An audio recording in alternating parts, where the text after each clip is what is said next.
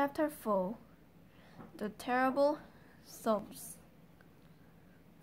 Down the hall, Mrs. Fox was tenderly licking the stump of Mr. Fox's tail to stop the bleeding. It was the finest tail 4 miles around, she said between licks. It hurts, said Mr. Fox.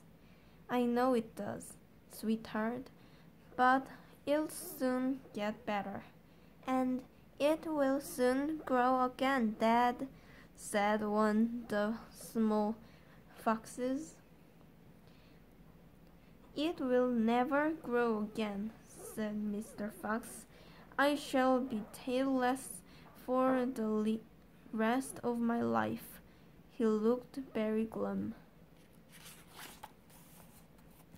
There was no food for the foxes that night, and soon the children dozed off.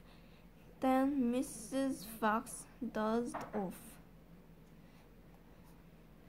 But Mr. Fox couldn't sleep because of the pain in the stump of his tail.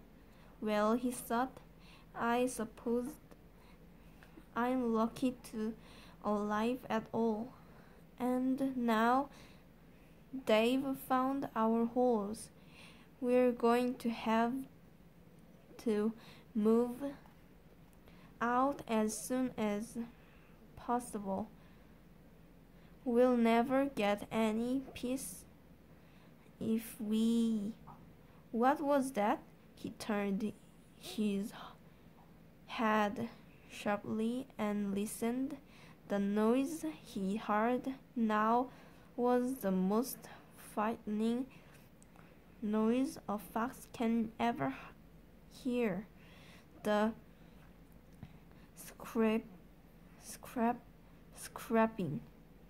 of shovels digging into the soil. Wake up, he shouted. They're digging us out. Mrs. Fox was wide awake in the one set. She sat up, quivering all over. Are you sure that's it? She whispered. I'm positive. Listen, they'll kill my children, cried Mrs. Fox.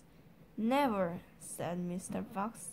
But, darling, they will, sobbed Mrs. Fox. You know they will. Scrub, scrub, scrub. When the shovels above their heads, small stones and bits of earth being falling down the roof of the tunnel. How will they kill us, Mommy? Asked one of the small foxes. His round black eyes were huge with fright. Will there be dogs? He said. Mrs. Fox began to cry. She gathered her 4 children close to her and held them tight. Suddenly, there was an especially loud crunch above their heads, and the sharp end of a shovel came right through the ceiling.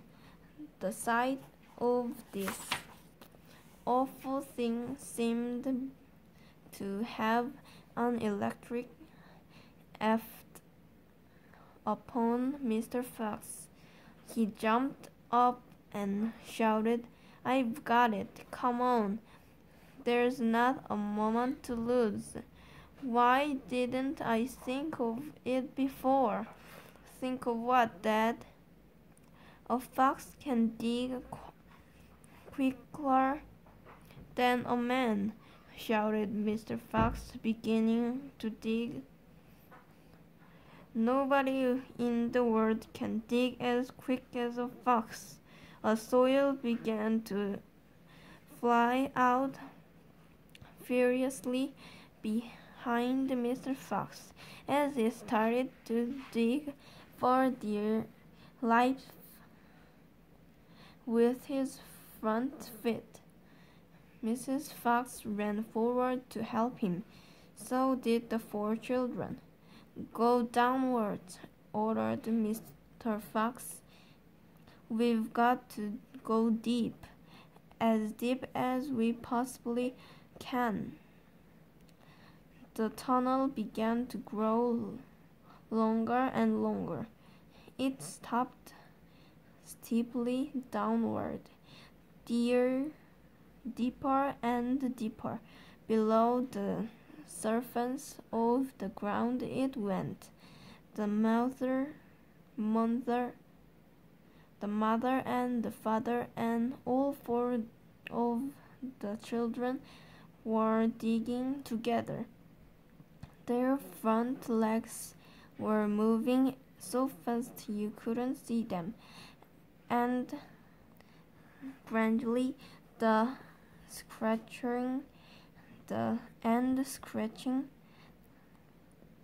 of the shovels became fainter and fainter.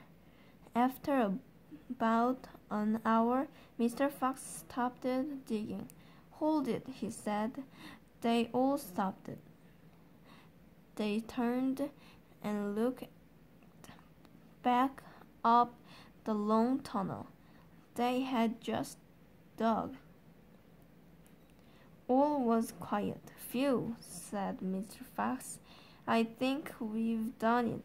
They'll never get as deep as this." Well done, everyone." They all sat down, panting for breath. And Mrs. Fox said to her children, "I should like you to know what if it wasn't for your father we should all be dead by now.